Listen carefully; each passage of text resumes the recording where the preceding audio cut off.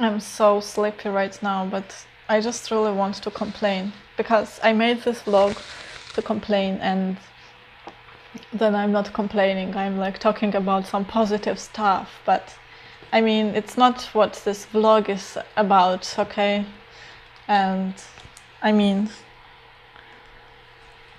it's just very sad because I don't have time. I just wish I had more time to do more stuff about film, because I want to do so many stuff, so many things in my mind, and I have it planned and I have the path, but I just don't have the freaking time. And you know, also it just needs like, you need to take a rest, okay? Because it's, if you start pushing yourself, then you will have to take more break. That's what I understood. So it's not like you can keep going. And that's what also was in Creative Reboot, like when he said that every 1 hour you take productive hour in your creative work, treat yourself. Okay, and by that I mean that it's like taking a break. So once I finished the script last week, I just felt that I need to take a huge break, because those more than 10 hours in 5 days, plus working and plus going to gym and all the stuff, I mean, I was very busy those 5 days, and I just had to take a break. And also I just had to do other stuff, okay, like, I don't know, like cleaning some stuff and washing and paying bills and running errands and all the kind of stuff. So, and in the end of the day, I mean, it's not enough. I need more time. And my job is like the kind of job that like takes you, okay? And it's not just me, even like, I mean, it's like official, okay, that this is the kind of job that will affect you emotionally and will like take the part of your life. And I mean, when I'm working, I get so invested in it, and it's just top priority, and it's just very important. Yeah. And then I go to acting class. So once a week I go to acting class, and I do it after work, and it's so hard to like take yourself from that reality and teleport yourself in completely different creative acting reality, where it's really validated, and it's a craft, and there are different techniques, and all the people there are taking it seriously, and you are just sitting there. It's like small room, gray walls, and you have just this 2 hour of completely different world, okay? And outside, it's just, I mean, my job is just dragging me in that technical world. And one of my coworkers asked another day, like, oh, what classes are you taking? And I couldn't tell him. I just joked like, oh, it's like programming, security, networking, IT, something class. And yeah, I mean, I hope he was not offended by that joke, but I couldn't tell him, because it was like so not serious in that environment, you know. It was like, what, like acting, oh, what the hell, I mean, why would you do that? And I would say, I don't know, because I'm such a stupid person. Because I mean, really, why would I do that? Like, I should really take some, I don't know, like programming, network, security, something class if I want, or like, I don't know, some sport class, because it helps me physically. But why acting? Or like, it's so different, you know. It's like opposite. And yeah, I mean, it's very hard when I like leave work, like sign out, okay, like bye, and I'm going there. Before I actually enter that building, I'm like, why am I going? Like, does not make sense. I mean, yeah, it's really hard. And I think, yeah, it makes things harder, because there are some kind of jobs, you know, you don't really need to invest yourself. You just work, and you can like think about your stuff during that time.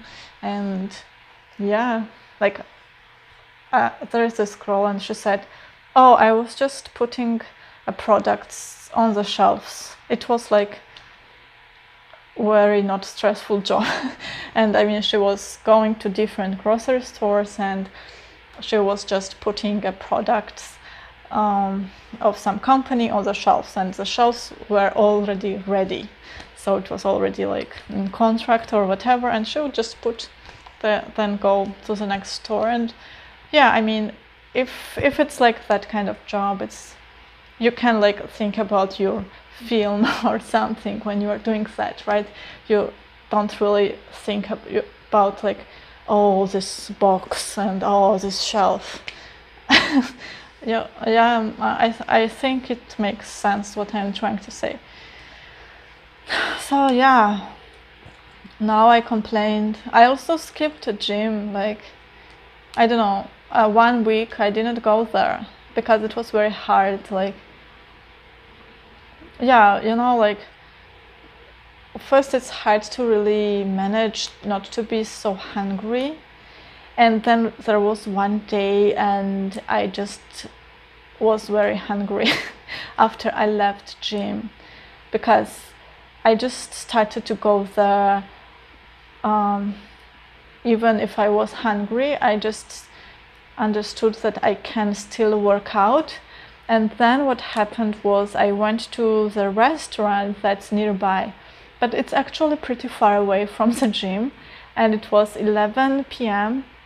So I went there very hungry, very tired, and just realized that, oh, I left my lunch bag in the gym, so I had to go back.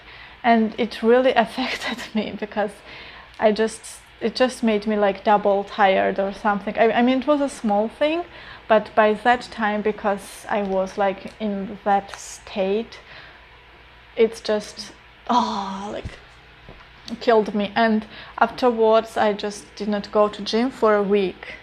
And so today I went there, and so I was running, and I just decided to increase the speed because I was doing pretty well. So I increased the speed, and then I decreased it. So, and then I felt like pain here. So it sometimes happens. So I stopped it, and I was like breathing very like that. And then this guy comes to me, and he's like, excuse me, I'm a trainer. And he had really this muscle, like, yeah, I mean, I believe that you are a trainer. So he said, you are moving one arm more than another, and this will make your muscles develop on one side more than the other. And so, like, pay attention to that, and you will get more tired if you do that, but that's how it should be. And I was like, okay, thank you, but I mean, I didn't really understand that. So, and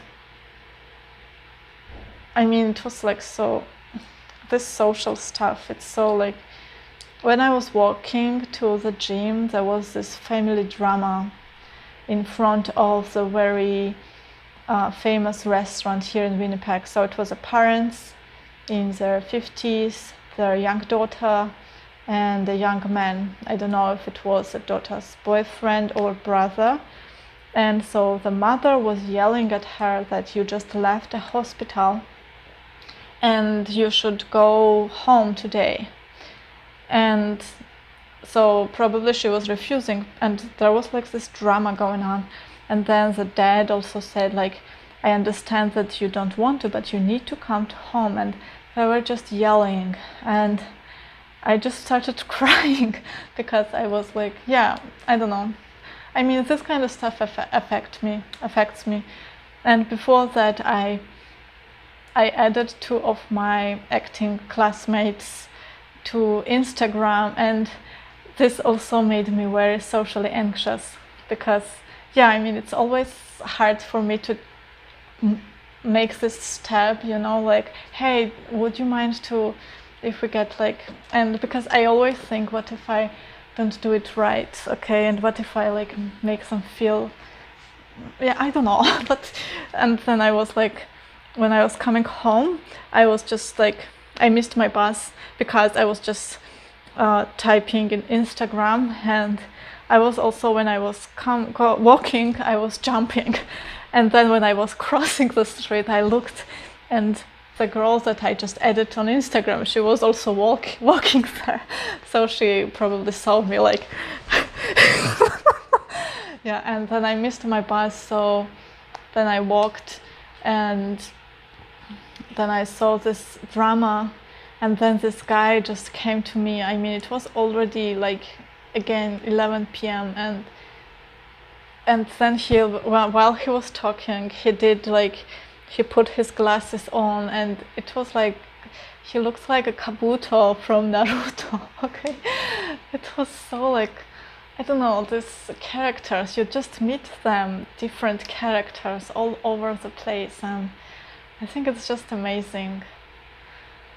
And the acting class today, we actually worked about the stereotypes, and that's what I need right now, so I was very lucky. And it was like, we were reading a scene and you would not know what it's about, and you don't make a context out of it.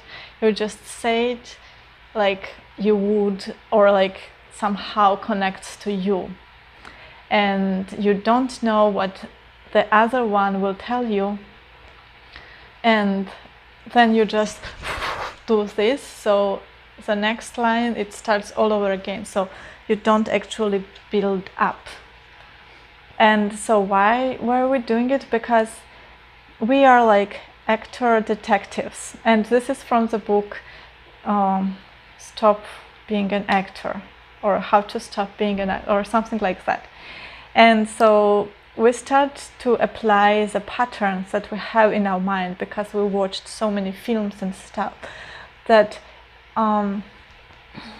like, oh, it's a mother and daughter, okay, so mother should be like that, okay, or oh, I'm telling them like, don't wear makeup, oh, I should probably do it, you know, like you have this already in your mind. But just to kind of set yourself free, and just, what does this word means to you, okay, and not like in a character way. So it's really hard to understand. I don't completely understood it, but I kind of got it, and I think it's amazing. And also, like, there is this one guy, yeah, I mean, I know people are amazing. I mean, I was like, oh, like people, no, I was not like that, but well, yeah, I don't know. But I mean, there is this one guy, and he has his own style, and I just love it so much. He just does this weird movements, not weird movements, it's like his style, and he just puts lots of motions when he is acting, and that's amazing. And I just imagined a film where everyone acts like that, because today when we were doing this exercise, what I did was that I just, what was that? Sorry. I just started acting, not acting, but I just let my body move as I wanted, okay? Because it was like exercise, there is no context.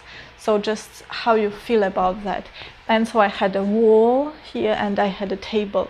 So that's where we were rehearsing this scene.